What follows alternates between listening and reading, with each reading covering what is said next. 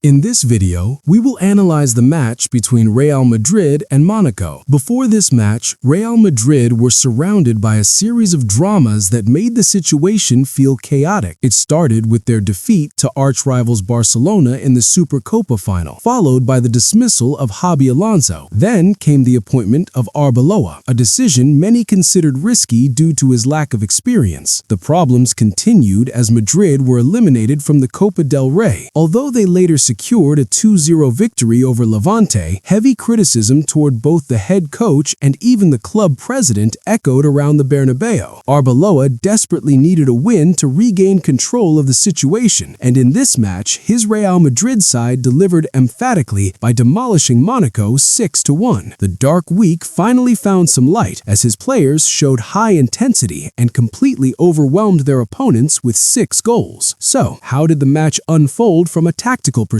Let's break it down together. Against Levante, Arbeloa fielded 3 midfielders, Tchouaméni, Camavinga, and Bellingham. In this match, Camavinga was deployed as a left back. The midfield was occupied by Tchouaméni, Bellingham, and Güler. Mascherano was trusted on the right wing, while Vinicius operated on the left, supporting Mbappe up front. Monaco, on the other hand, lined up in a nominal 4-2-3-1, which often shifted into a 4-4-2 shape when defending.